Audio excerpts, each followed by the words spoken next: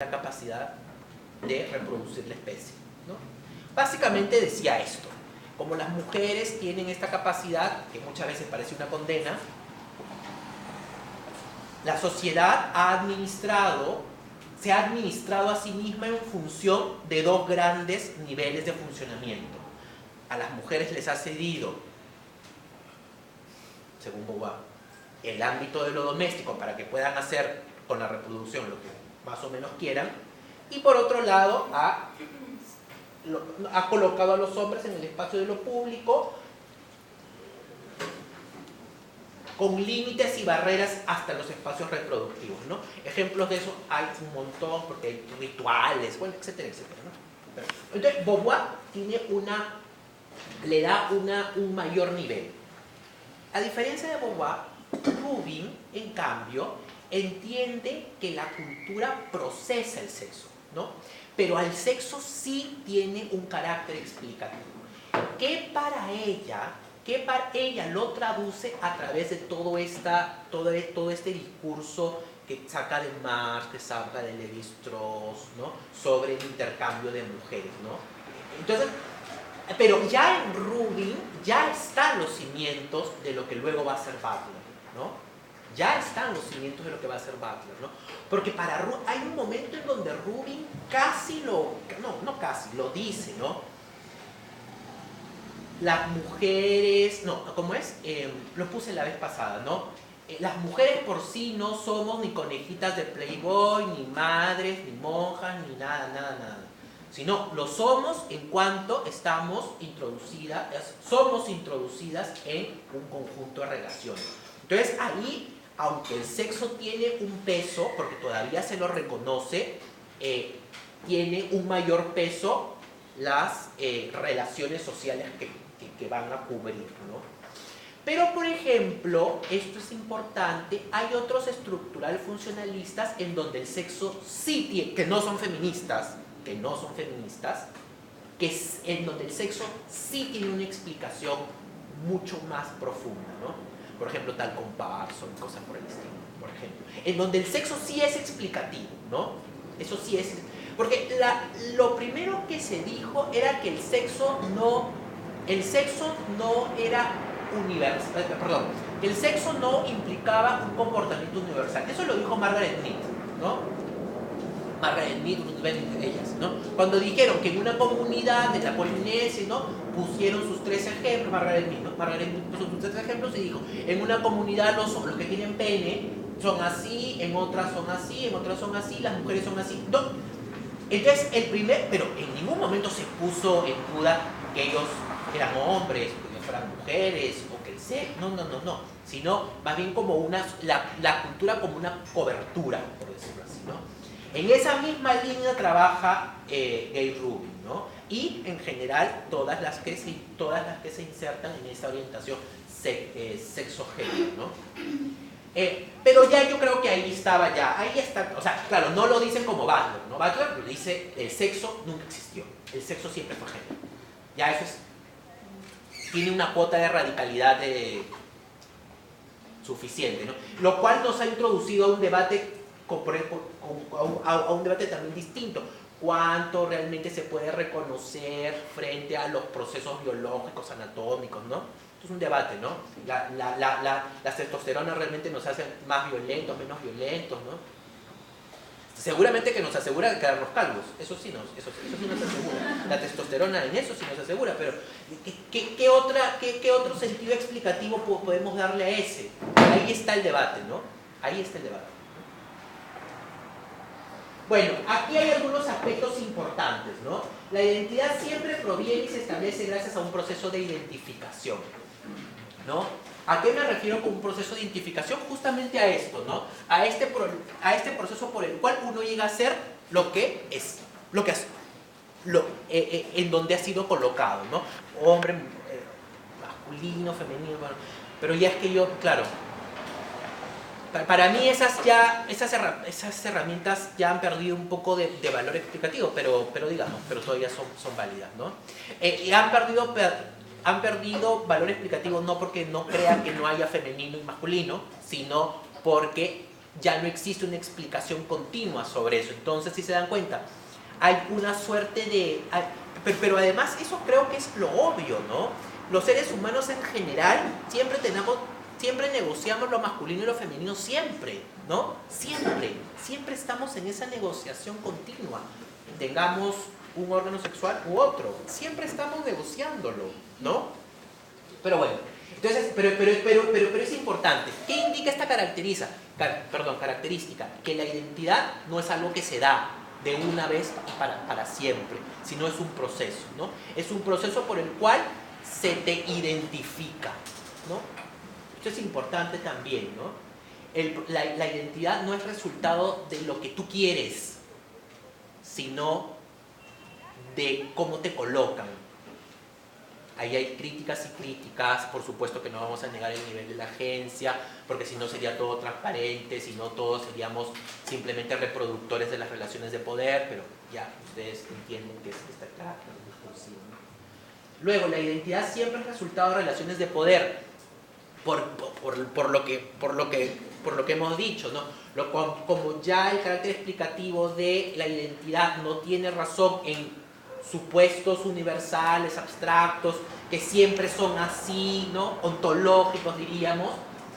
¿Dónde está la explicación? Justamente está en aquellos elementos en donde se establecen estos límites de lo que estábamos hablando, ¿no? Y establecer límites, vamos a decir, establecer límites son las relaciones de poder, ¿no? Las relaciones de poder son aquellas que establecen qué está bien y qué está mal en una sociedad, tratando de simplificarlo lo más, ¿no? Lo posible. Pero aquí hay otra cosa, y esto se lo debemos, bueno, no a él, sí a él fue el que seguramente lo dijo de una manera más bonita, pero el poder es productivo también, ¿no? Por muchos años, las ciencias sociales pensó el poder como extractivo y únicamente como extractivo, ¿no? Es decir, el poder quita, ¿no? Althusser, bueno, Marx, por supuesto, pero Althusser y todos ellos, ¿no? Pensaban en el poder como dominación y subordinación, Weber, ¿no? Imposición, etcétera, etcétera. No es que ellos tampoco no vieran el otro lado productivo, pero quien lo articuló de una manera más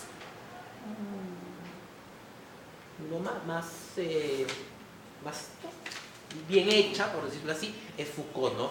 Quien indica que las relaciones de poder producen cosas. Esa es la época de la biopolítica, ¿no? Producen masculinidad, producen feminidad, producen cosas. Si bien todos de una u otra manera estamos inmersos en relaciones de poder, una persona fuera de las relaciones de poder deja de ser capital. A ver, vuelve a repetir la pregunta, por favor. Una persona fuera de las relaciones de poder no existe eso. No existe. No existe porque todos de una u otra manera estamos inmersos en relaciones. No de una y otra manera. Todos somos relaciones de poder. Todos somos relaciones. O sea, no existe. Es como Rubin en el tráfico de pero quiero explicar por qué. No vayan a creer que mi posición es meramente sociológica. ¿Por qué? Porque cuando nuestros padres nos dicen no, y es a través de esos no, sí, teta, pichi, caca, todo lo que nos dicen, eso articulan nuestro cuerpo. Y eso es lo que va a definir nuestra corporeidad, nuestra cartografía. Cuando los padres nos comienzan a tocar la cabeza, las manos, comenzamos a configurar los límites de nuestra corporalidad. Cuando nuestra madre nos dice, cuando la función materna, perdón, nos dice leche, no sabemos, los niños no saben qué es leche. Lo van a aprender en la asociación, si es que una madre le da el pecho, si es que no le da el biberón, o sea como sea que la alimente.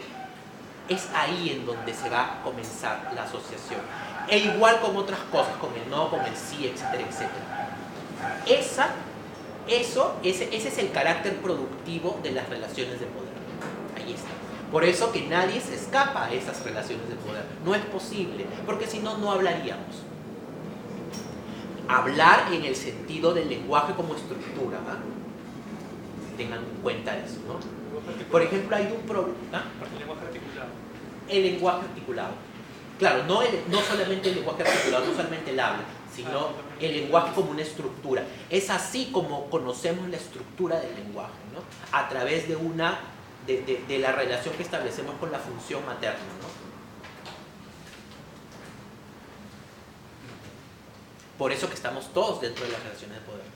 Hablamos porque hemos sido hablados. No, yo simplemente, o sea, hacía una comparación con el tráfico de mujeres de Kate Moon, donde ella menciona justamente que una mujer o un cuerpo arrancado de esas relaciones de poder deja de ser capital en el plano de la subordinación y de la relación hegemónica, ¿no? En este caso. Hay una mención en una parte de los textos del texto. O sea, a ver, más o menos. A ver. Solo te conviertes en esclavo en determinadas relaciones. El capital en determinadas relaciones. Arrancada de esas relaciones no es capital. Igual que el oro en sí no es dinero. Ya, claro, ya. Pero ahí las relaciones son las relaciones sociales. Es el intercambio, que también tienen una dimensión con respecto al poder, por supuesto que sí.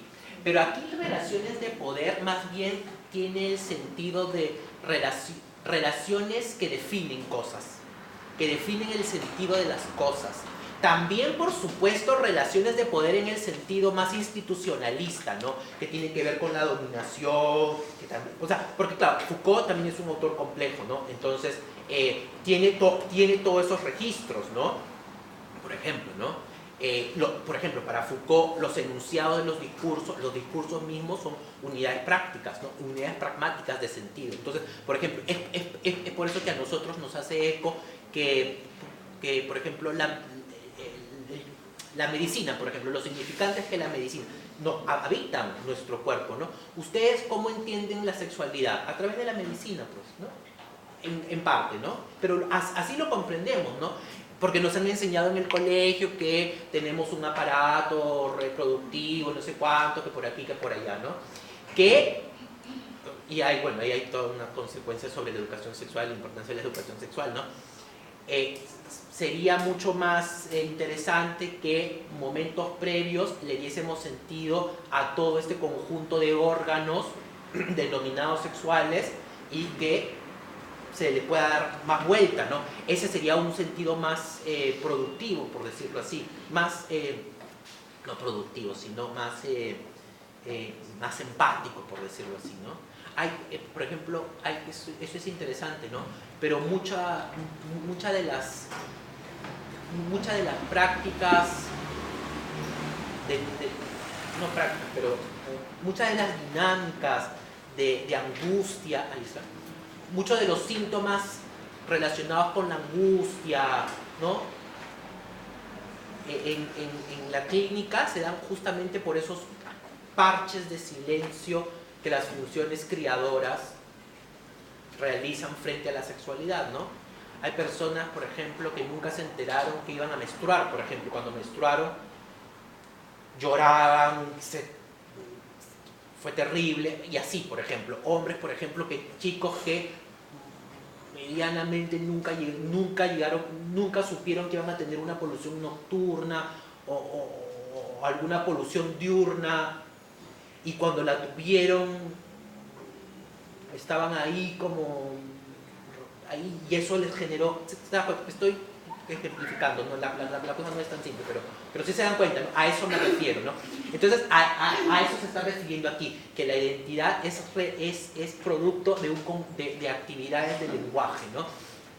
Pero también actividades institucionales de dominación, también, ¿no? También. Por ejemplo, cuando los médicos decretan o diagnostican las mujeres como histéricas, por ejemplo, o comienzan a diagnosticar los trastornos relacionados con la homosexualidad, ¿no?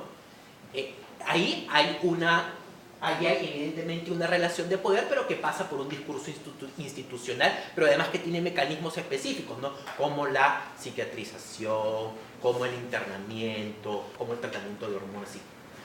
Estaba pensando, cuando decimos que somos una sociedad enferma, que son nuestros problemas de feminicidio, lo que está pasando, me hacías pensar en que también está muy presente el tema del poder, ¿no? Sí, claro.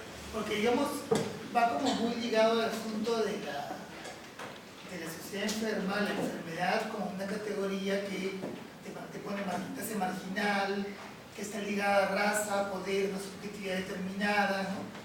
Que hemos construido, evidentemente, no es que esté ligada, ¿no? Sino que pues, es bien interesante, ¿no? Cómo se usa esa categoría para... Y tiene que ver con esa identificación, quiénes somos, ¿no? Sí, y eso tiene, y eso es una complejidad absoluta. Yo, en principio, lo que voy a decir es bastante general, tendría que decir más cosas, pero como ya no hay tiempo, igual la voy a decir. Cada uno, ahí podemos debatirlo, ¿no? A mí me parece que las sociedades contemporáneas, bueno, la sociedad en general occidental ha tenido un gran problema para asumir lo femenino en su pensarse civilización, ¿no? Pruebas de eso abundan. No voy a perder el tiempo diciéndolas. Pero creo que poco a poco justamente se está aprendiendo a reconfigurar o a asumir de manera más positiva la presencia de las mujeres en la sociedad, ¿no? Y eso es parte de estos disturbios, estas alteraciones, estos desplazamientos que también implica relaciones de poder, ¿no? Lo digo porque las relaciones de poder también han establecido, claro, ahí está, las relaciones de poder han establecido el lugar de cada uno. Y las mujeres predilectamente han sido objeto de esas relaciones de poder que tienen un nivel subjetivo, por decirlo así, y un nivel institucional, ¿no? Gayle Rubin, cuando habla del intercambio, está hablando en el sentido más institucional, ¿no? Ahora que te referías me parece interesante, ¿no? Que la sociedad occidental ha tenido efectivamente problemas para asumir a lo femenino, ¿no? Estaba recordando un libro de Leonard Boff de la teología de la liberación que se llama algo así como El rostro femenino de Dios. Y en este libro, más o menos en la introducción, el libro tematiza que se ha ontologizado, ¿no? El lugar de la mujer, el lugar, digamos, de opresión, ¿no? El lugar social de opresión hacia la mujer, que se lo ha legitimado y hasta ontologizado institucionalmente, ¿no? Por el cristianismo, por el catolicismo,